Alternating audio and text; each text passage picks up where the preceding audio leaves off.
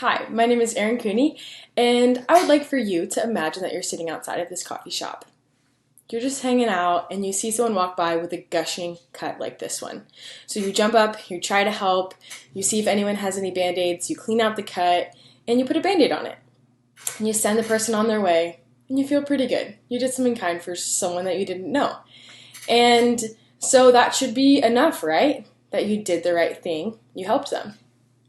The best thing for this person would actually have been taking them to a hospital because the cut was so deep it needed stitches. And now they're going to go home thinking that they're fine, when in reality they could get a terrible infection and that could put their life at risk. So, did you do something wrong? Was it wrong to do that kind of thing? Maybe not. But if you had thought about the person as a whole in the situation and really thought before you acted, you would have brought them to a hospital. So I think there's sometimes we treat things like this. We misdiagnose them and we just do what we can do in the moment and we hope it's enough. And sometimes that really is all we can do. For example, when we're dealing with poverty, we want to do the most that we can in that moment and we hope that it's enough. But could we do better? Let's talk about poverty a little bit. In the last 50 years, we've given Africa over $1 trillion in benevolent aid. That's over 50 years, it's a long time, so we should see some improvements, right? Sadly, no, the income is actually lowered, life expectancy is stagnant, and adult literacy has decreased. So what are we doing wrong? A very popular thing to talk about in third world countries is clean water, the lack of access to it. And when a people group have access to clean water, their overall health improves, and children can go to school because they're not spending their days walking miles to get dirty water. So let's put this into those terms. In Africa, there's about 150 wells right now that are already in place, affecting 300,000 people. That's great. It's $2,000 about per well, and each well lasts about 20 years. So if we took just half of the $1 trillion we've given them and only did wells, that would be over 62 million wells. And that would impact 125 billion people. Luckily, Africa only has 1.2 billion people. So if we took those wells and spaced them out, once a well no longer was usable after 20 years and did another 20 years, then we would be able to sustain the whole continent of Africa with clean water for 2,480 years. That's crazy to think that they would have access to clean water if we had just chosen one thing to do that would improve them overall, rather than just meeting one need that we thought was needed to be met. So we're misdiagnosing poverty. What do we think poverty is? Most of America would say that poverty is a lack of materials. And just looking at the situation, it is. They do have less than the average American does here. They don't have the liberties that we do or the opportunities that we do. So we want to meet that need. Meet clothes, shoes, whatever the issue is or whatever the lack is. But with someone that's in poverty, they don't describe it that way necessarily. I'm sure they would say that, but they describe it in more psychological terms, like lack of dignity. They feel inferior, voiceless, ashamed, degraded, worthless. I don't think that I can fix that with a pair of new shoes or by building them a new house. Those are lovely things, and I'm sure they'll have a smile on their face when we give it to them and they'll be thankful. But also, when you're giving something to someone else, it might make them feel like they can't provide it for themselves and are kind of sad.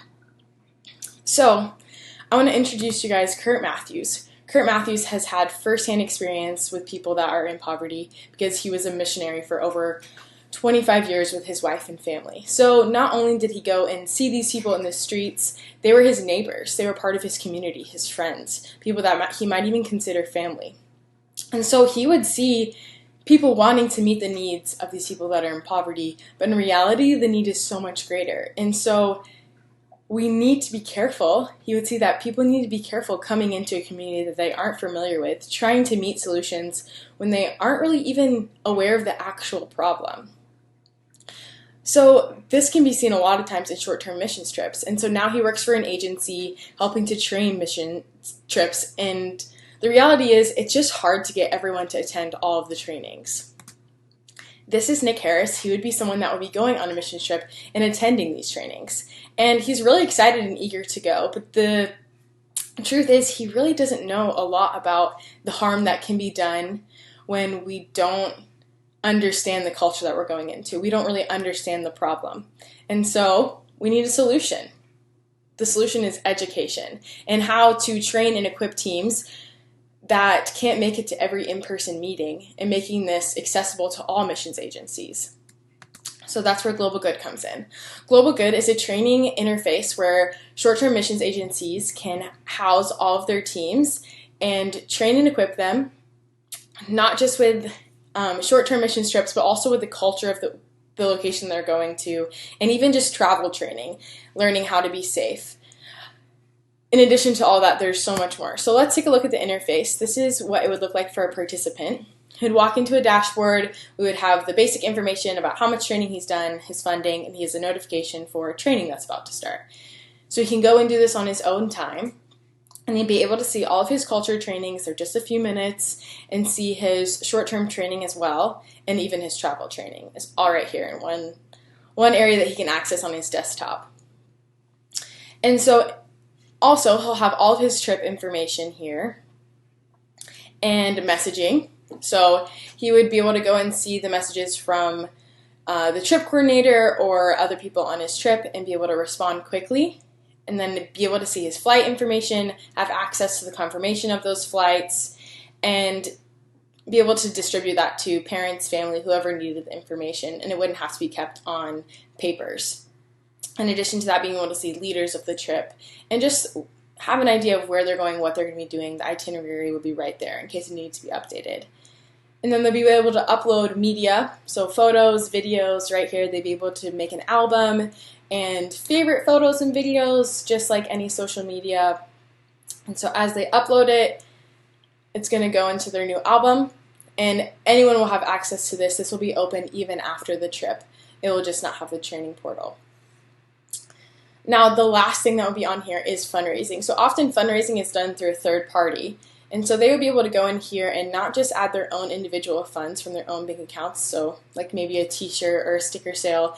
They would be able to have group fundraisers and be able to distribute evenly the money between everybody and really keep an eye on where everyone is for fundraising. And lastly, we have a mobile as well, which will be used for the field. And so they'll be able to do a gallery where they'd be able to upload photos, and they would even be able to draft a post in case they didn't have enough Wi-Fi or they didn't have service in the field. They'd be able to draft the post within their gallery. This is where they'd have access to all their leaders. They can add their leaders' contact info right there, in addition to their flights. So when they're filling out their customs, they'll have the flight numbers and all the information without having to have service, and the addresses for where they'll be staying on their trip.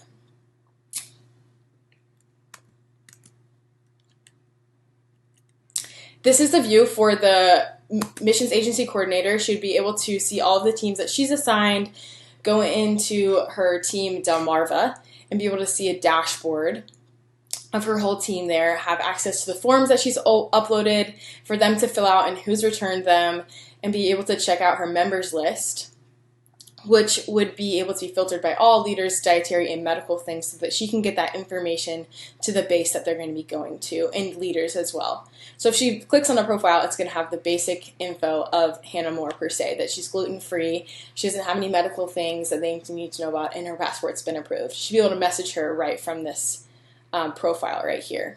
In addition to that, she'll have messages where she can filter it out by all the teams and then click on each individual team, and so that she can be communicating and doesn't have to go to a third party like an email or even calling and texting. It would all be right here, and easily upload files and things that she needs filled out.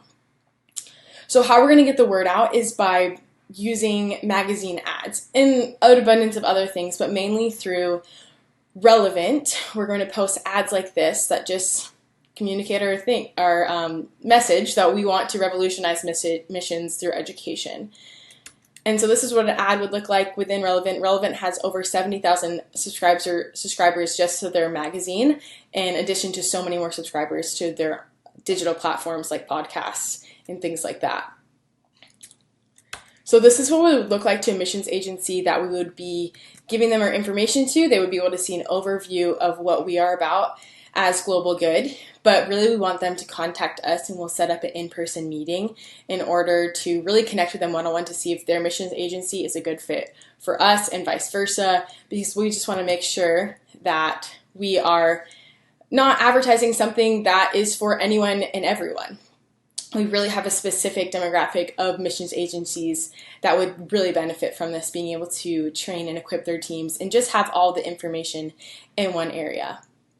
Overall, this is a very large problem, and this is beginning to really break that down by educating people well about what poverty is and what it looks like, to actually begin to alleviate it and get to be a part of it in a way that's actually helpful to the people that we're looking to help. So thank you, and that is Global Good.